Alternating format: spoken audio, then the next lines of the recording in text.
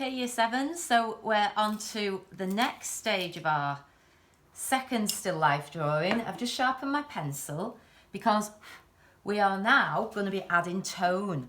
But we can't add tone till we've really made our lines crisp and accurate. So we did the outline last lesson. So I've got another chance to have a look at our drawing.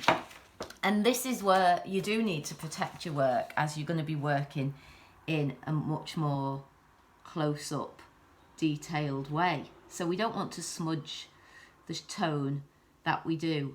So start with one of the glass vessels. I'm starting with the one on the right, and I'm just going to put the inside line of the ellipse in here just to get it really, really accurate, really neat.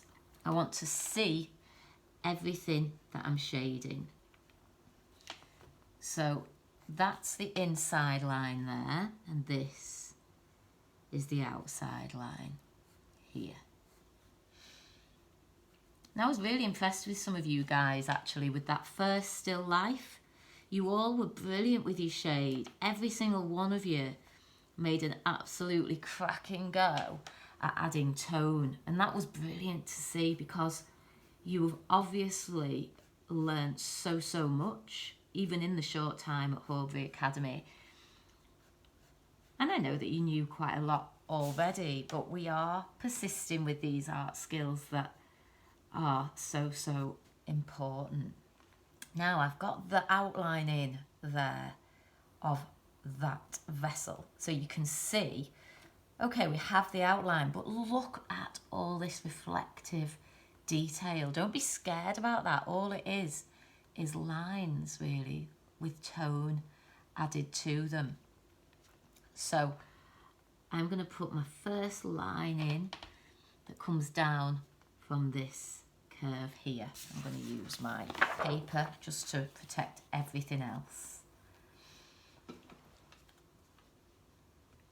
First line comes down from the bottom, actually joins the darkness here. I'm quite pleased with that. And there's a few more coming down. There's another bit of linear tone across the top here that I hadn't spotted before. And then we have a bit of tone coming down there as well. Just aware that my voice goes quiet when I'm concentrating. I think that's normal. We like to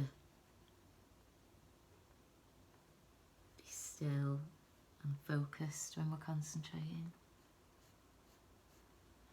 This line meets the bottom here, this area of tone.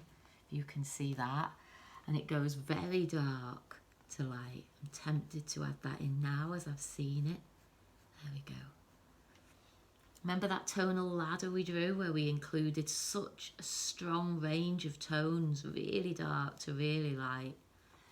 We want to include all of them tones in this drawing as well.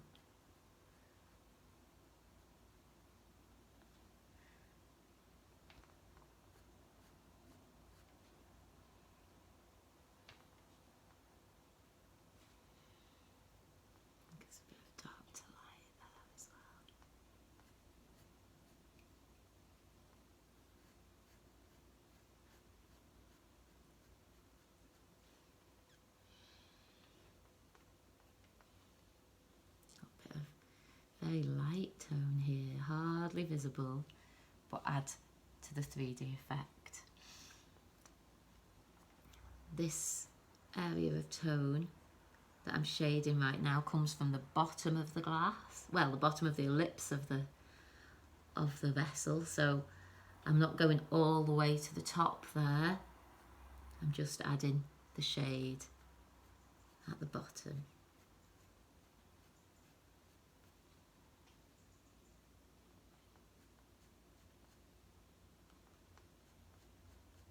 Nice. Happy with that? And then we have a little bit more tone coming down from the top. Just mostly at the top there. Okay. Now I'm not doing the outside of the objects yet because I'll save that till the end, like we did with the last drawing really, and then we'll just focus on the objects themselves.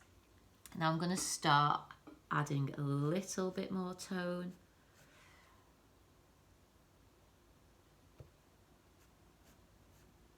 Now and again, the shapes of the reflections are important. It's kind of like an uneven shape coming through here.